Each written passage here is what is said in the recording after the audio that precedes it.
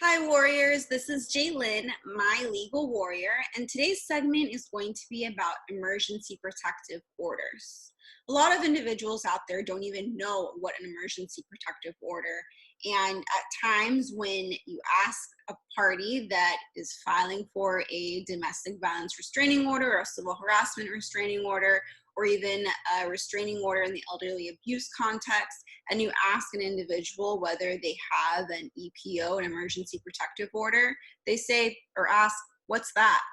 So law enforcement can in fact issue emergency protective orders. They last typically up to 7 days, and it is supposed to prevent the other person from continuously abusing you, harassing you, whatever within the context of the protective order that they have signed off on. And it is issued by a judge. It's not like law enforcement's out there handing out emergency protective orders left and right. But if you find yourself in a situation where you do need to call law enforcement because the level, it is abuse, and regardless how small that abuse is, you should always report it via 911. You should always make an incident report of some kind, because you never know when you might actually need to go and file for a restraining order. And maybe you think that this behavior is, yeah, it's a little abusive, but I can tolerate it. No, you're going to regret it. You are. So the best thing is to always call 911 for any situations that you find yourself threatened or unsafe. You need to report that to 911. And with that, if you probably have enough of these reports to 911, maybe the law enforcement on its own accord is going to issue an emergency protective order. Let's see what that emergency protective order could look like.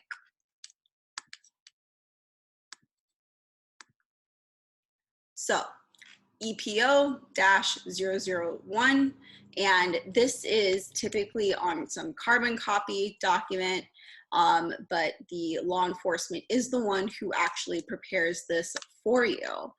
And it adds your name, your children's name, or whoever else that has been abused by the other party, and the restrained person is that other party, and it provides one of three things that it can allow the other party not to do to you.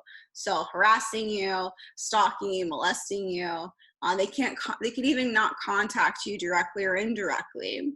And they have to stay away at least 100 yards, or however many yards the law enforcement thinks is appropriate, from you or from a residence, or they even have to move out immediately from the residence. So if you and your spouse, or you and your significant other, are living together and the other person has wronged you in a way where it rises to the level of abuse, and your autonomy is threatened, your safety actually is what's threatened, and you are scared, or you're fearful, or they're punching holes in the wall, for example, that's abuse.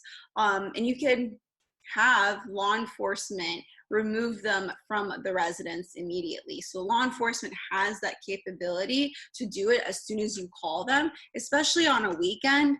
If it's on a Saturday or Sunday, the courthouses are typically not open, or they're not open, period.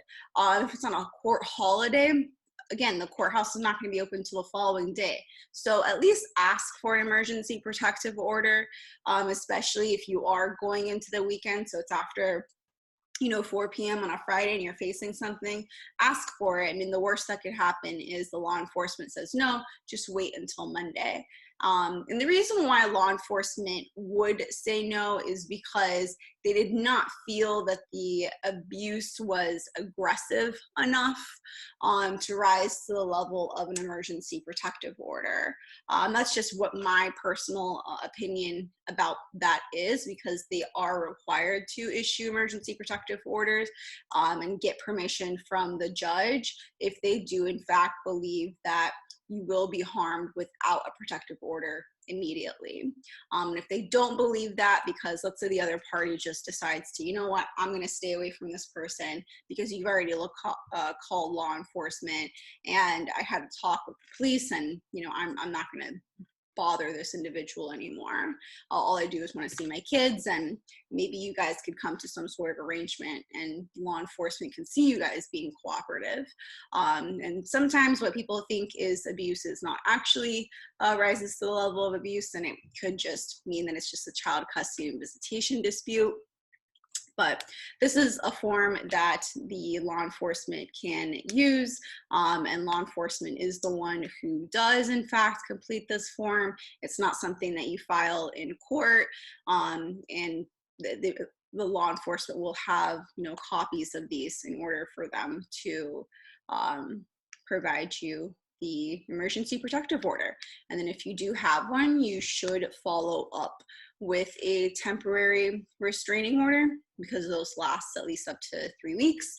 And that's only if the situation has not diffused within the time of the protective order. I mean, just because you have an emergency protective order does not mean that you need a restraining order. If this is all it took for the other party to see, okay, you mean business, and they're going to get in trouble even further if they violate the terms of your emergency protective order, then great, that you don't need an additional restraining order to protect you from that person because they're no longer bothering you. But the moment that they do bother you, the first thing that you should do is absolutely go get a temporary restraining order. Now, it's always best practice to err on the side of caution and to file a restraining order while you have an emergency protective order. It just depends on your personal circumstance and the facts that you are going to be presenting to the court. We hope that you have found this video helpful, and please share this with colleagues, friends, your contacts, because you just never know who is in need of this sort of information. Day after day, I'm reading so many stories on the news about men and women being abused by their significant others, sometimes even killed. And they feel alone. And I hope that these videos will allow for the public to know that they are not alone. There are recourses, and having that support system is crucial in this time of their life. So thank you again, warriors, and we hope that you have a good week.